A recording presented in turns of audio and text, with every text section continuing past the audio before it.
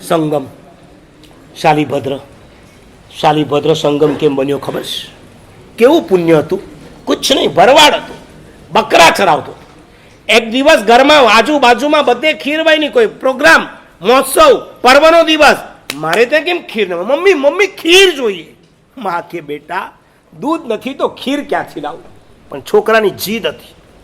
માં એના માટે આમથી દૂધ લાવી, આમથી સાકર લાવી, આમથી ચાવલ લાવી, હલાવી કરીને એને ખીર બનાવી. ગરમા ગરમ ખીર એને થાળીમાં નાખી. માં કે છે બેટા તું પી, હું જાઉં છું કામ કરવા. અને છોકરો આમ થાળી મૂઢા માંડવા જાય. મહાત્મા બોલ્યા ધર્મ લાભ. એ સાંભળ્યું?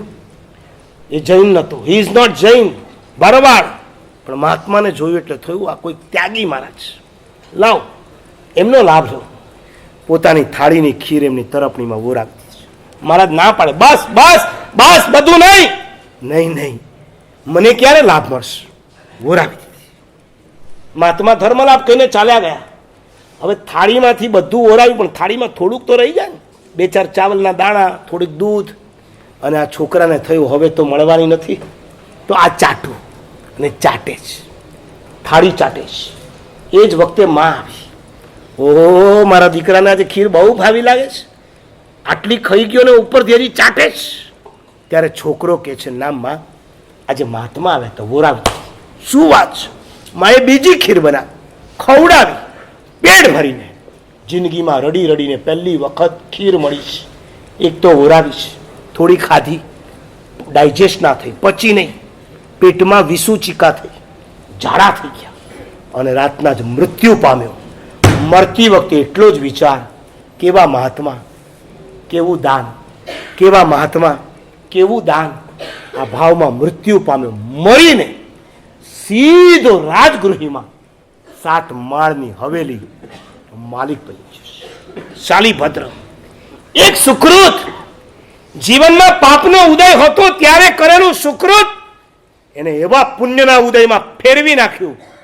જિંદગી સુધી એ 7 માળની હવેલીનો માલિક રહ્યો છે. 32 પત્ની છે. શું કમાલની એની સેવા છે! હું ઘણી વાર કહું, તમારા માથાના વાળ ઉતરવા માંડ્યા છે. શાલીભદ્રના પગના પડિયામાં વાળ ઉગી ગયા હતા. ધરતી પર એને પગ નતો મૂક્યો. આ માણસ પોતાનો રાજા શ્રેણિક છે, એને ખબર નહીં. માએ કીધું બેટા શ્રેણિક આવ્યો છે. એને એમ કે બજારની કોઈ વસ્તુ આવી હશે, નાખને વખારમાં આવે, મને શું કામ કે છે? માં કે છે બેટા આ લિવિંગ છે, લિવિંગ, નોન લિવિંગ નથી. એટલે તારો ને મારો માલિક, મારા માથે એક જ માલિક, મહાવીર. उसके अलावा मैं किसी को मालिक नहीं मानता. શ્રેણિકના ખોળામાં બેઠો તો એને પસીનો થઈ ગયો. આપણી શિબિરમાં જો શાલીભદ્ર બેઠો હોય તો બેભાન જ થઈ જાય. તમે ને હું હજી જો આટલા પસીનાની વચ્ચે બેઠા છીએ કારણ કે આપણું શરીર શાલીભદ્રનું નથી. શાલીભદ્ર સૂવે ત્યારે એને કમળની પાંદડીઓ પાથરવામાં આવતી હતી. તમને તો ડનલોપના ગાદલાના ઠેકાણા નથી અને પાછા એમાં 10-10 કલાક આળોટ્યા કરો. હવે એ કમળની પાંદડી તમારી કોઈક પાથરીને આપશે તે દાડે તમારું શું થશે ખબર નહીં, ઉઠશો જ નહીં. અને એમાં એક પાંદડી ઊંધી થઈ ગઈ અને દીટડી ઉપર આવી ગઈ હોય તો દીટડી એવી વાગે કે એના ગોરા ગુલાબી શરીરમાં લાલ ચકામો થઈ છે, ચકામો. પછી લગાડવું પડે વેશન, શું હોય છે બધું, મું, હા, સોફરામાં આવી બધી ટ્યુબો ખાલી કરવી પડે. આ સાલી હતો.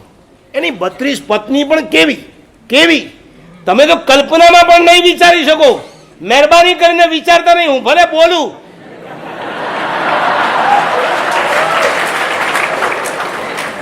ખાલી સાંભળજો. એક રાડ પાડે, એને કંઈક કામ પડ્યું હોય શાલીભદ્રને, કામ તો રાડ પાડવી જ ન પડે, પણ કદાચ ક્યારેક પાડે પાણી, એકને કહે એનું નામ બોલે, એક રાડ પાડે એટલે 32 હાજર થઈ જાય. લાઈન સર, 2 હાથ જોડીને બોલો સ્વામીનાથ. મેં આ વાત એક વખત વ્યાખ્યાનમાં કરી તો ઓલો ઉપર આવીને મને કહે કે મારા સાહેબ એક રાડ પાડે ને 32 આવે, અમે 32 રાડ પાડીએ તો એક આવતી.